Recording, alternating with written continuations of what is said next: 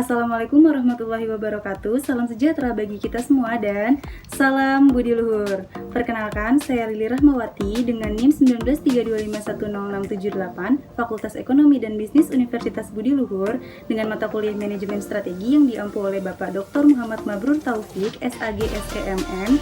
Dan pada kesempatan kali ini saya ditemani oleh kerabat saya yang bernama Jenny Mareti, yang pada kesempatan kali ini kita akan membahas tentang strategi korporat. Selanjutnya kita masuk ke materi yang pertama, yaitu definisi strategi korporat. Apa sih yang dimaksud dengan strategi korporat? Strategi korporat itu merupakan strategi yang menitik beratkan pada pertanyaan jangka panjang dan luas mengenai bisnis apa yang akan dimasuki oleh suatu organisasi dan apa yang diinginkan dalam bisnis tersebut.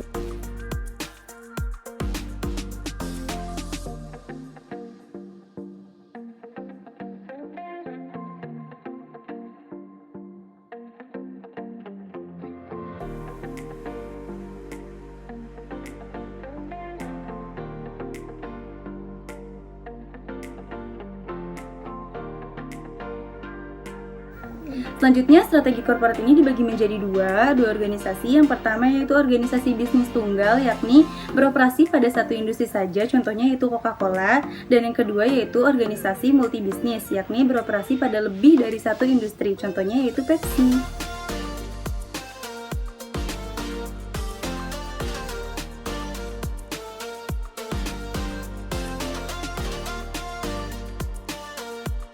Selanjutnya ada arah-arah strategi. Yang pertama yaitu strategi pertumbuhan atau growth strategy, yaitu bagaimana menggerakkan organisasi ke depannya. Yang kedua yaitu ada strategi stabilitas atau stability strategy, yakni bagaimana menjaga organisasi agar tetap stabil. Yang ketiga yaitu ada strategi pembaruan atau renewal strategy, yaitu bagaimana membalik kinerja organisasi yang cenderung menurun.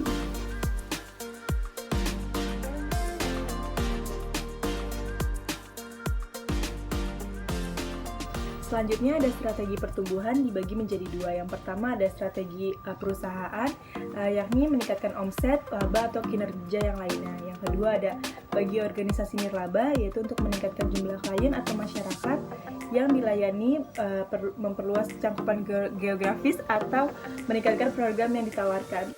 Dan selanjutnya ada alternatif strategi yang dibagi menjadi 5, yaitu strategi konsentrasi, strategi integrasi vertikal, strategi integrasi horizontal, strategi diversifikasi, dan strategi internasional.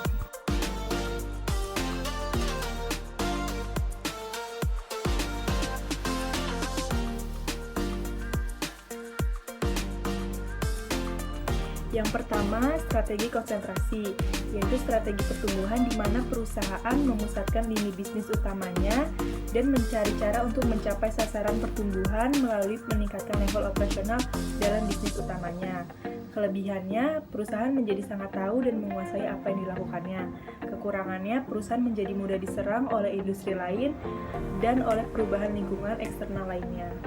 Selanjutnya yaitu strategi vertikal, yang merupakan usaha perusahaan untuk memperoleh kendali terhadap inputnya atau backward, terhadap outputnya atau forward, atau keduanya. Nah, kelebihan dari strategi ini yaitu mengurangi biaya penjualan dan pembelian. Selanjutnya memperbaiki koordinasi antar fungsi dan kapabilitas, melindungi hak kepemilikan terhadap teknologi juga. Nah, kekurangan dari strategi ini yaitu pertama mengurangi fleksibilitas, yang kedua kesulitan dalam mengintegrasikan bermacam operasi, terus yang ketiga ada beban finansial ketika memulai usaha ataupun akuisisi.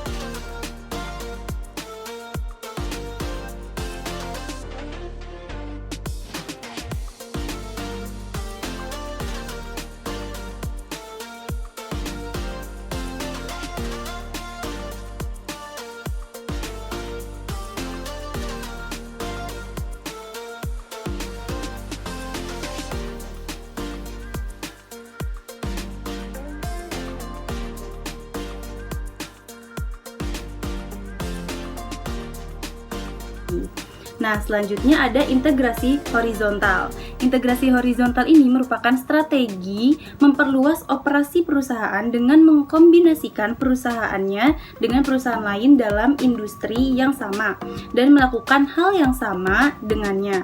Nah, mempertahankan supplier dan distribusi merupakan salah satu strategi dari integrasi horizontal ini.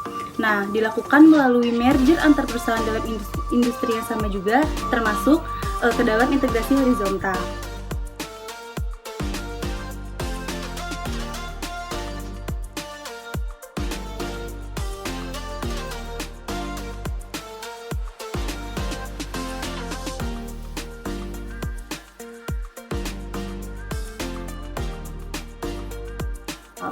Selanjutnya yaitu ada strategi diversifikasi. Strategi diversifikasi merupakan pertumbuhan sebuah korporasi di mana perusahaan memperluas operasinya dengan berpindah ke industri yang berbeda. Dua tipe diversifikasi ini dibagi menjadi yang pertama, diversifikasi terkait atau konsentrik, yaitu contohnya hotel, travel bureau. Nah, tujuan dari strategi ini tuh untuk sinergi. Nah, selanjutnya yang kedua ada diversifikasi tak terkait, yaitu konglomerat bermacam-macam. Nah, artinya tujuannya untuk menyebar resiko. Jika pokok terancam, maka akan ditopang oleh cabang.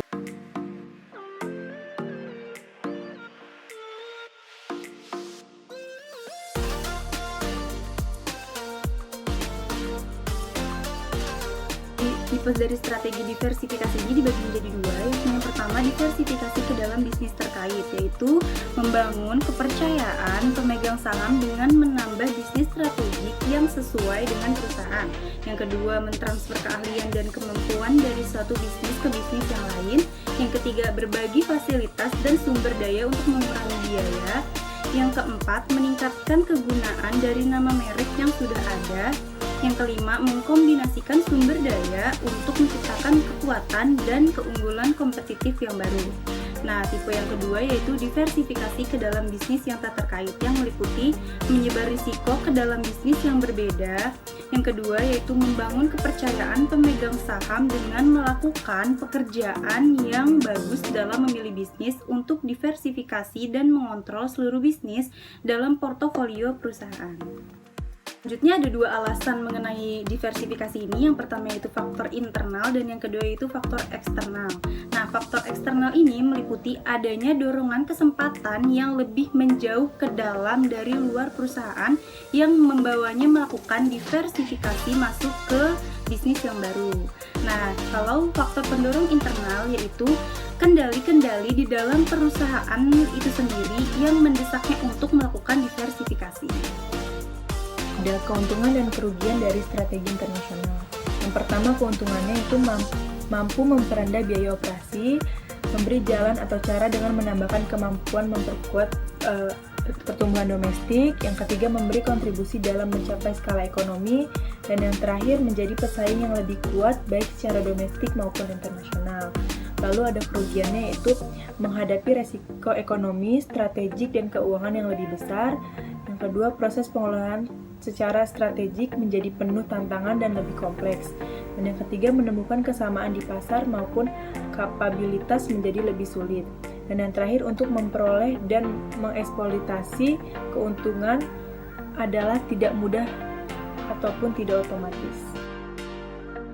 Selanjutnya ada implementasi strategi. Yang pertama, merger, yaitu transaksi yang sah di mana dua atau lebih perusahaan menggabungkan operasionalnya melalui bursa saham maupun hanya tinggal satu entitas perusahaan yang masih ada. Yang kedua ada akuisisi, yaitu pembelian secara sekaligus suatu perusahaan oleh perusahaan lain.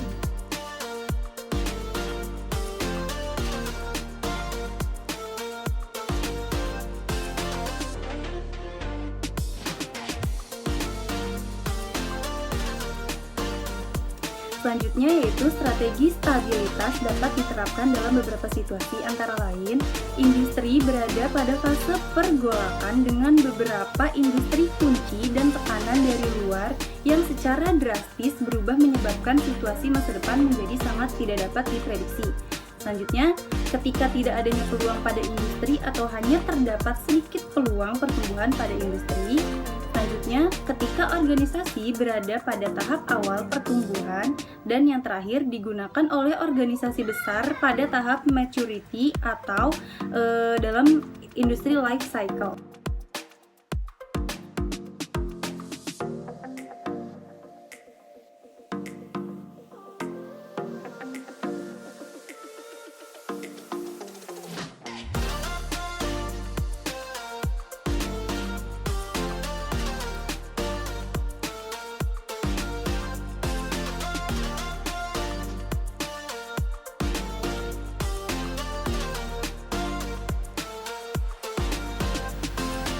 Strategi stabilitas merupakan strategi jangka pendek, karena itu sebaiknya strategi ini tidak digunakan organisasi dalam waktu yang lama.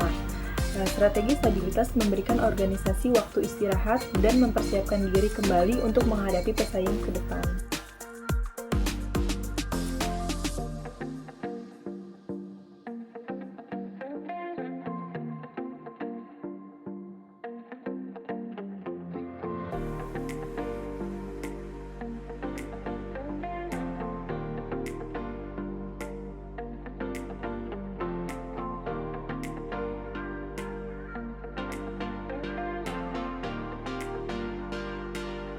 Selanjutnya ada strategi pembaruan. Strategi pembaruan ini dibagi menjadi dua. Yang pertama ada pengurangan atau retrenchment, yaitu strategi jangka pendek yang didesain untuk mengatasi kelemahan organisasi yang mengakibatkan penurunan kinerja organisasi.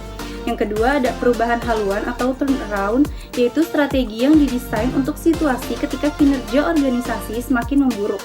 Nah, suatu strategi yang sudah membesar semakin memburuk, perusahaan kemudian disehatkan. Nah, likuidasi pengurangan tenaga kerja yang dikurangi karena membebani, yaitu ada juga disebut dengan divestasi atau perubahan kepemilikannya.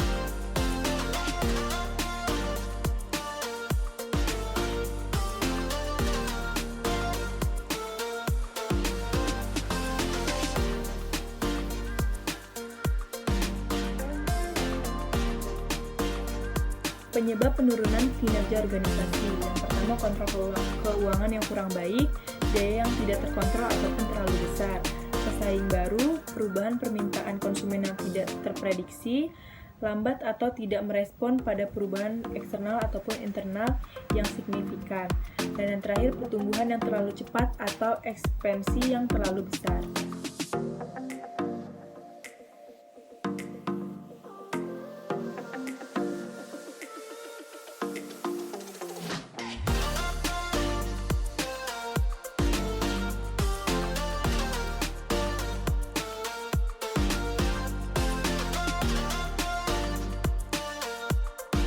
Nah, selanjutnya kita masuk ke dalam implementasi dari strategi pembaruan. Dibagi menjadi dua, yang pertama yaitu pemotongan biaya, dan yang kedua yaitu restrukturisasi, yakni dengan jalan menjual beberapa bisnisnya, spin-off, likuidasi, rekayasa ulang atau re-engineering, atau penurunan skala usaha atau downsizing.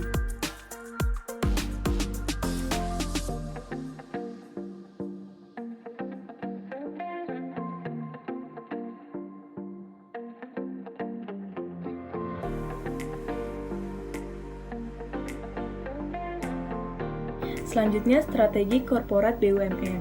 Yang pertama, privatisasi BUMN. Yang kedua, reformasi BUMN seharusnya mencakupi dimensi satu, internal korporat BUMN. Yang kedua, positioning BUMN dalam konfigurasi sistem ekonomi nasional.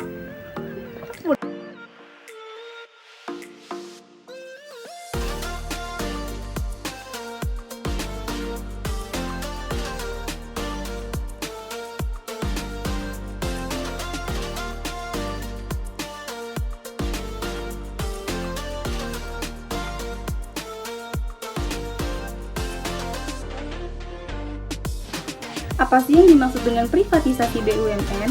Privatisasi BUMN merupakan perubahan kepemilikan aset BUMN yang tadinya merupakan kepemilikan negara menjadi kepemilikan pribadi. Selanjutnya yaitu ada 3 strategi privatisasi. Yang pertama yaitu privatisasi segera, yang kedua ada restrukturisasi sebelum privatisasi, yang ketiga yaitu restrukturisasi dan privatisasi secara paralel.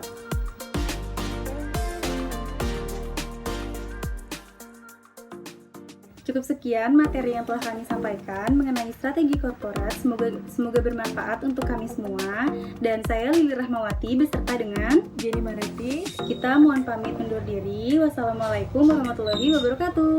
Salam Budi Luhur.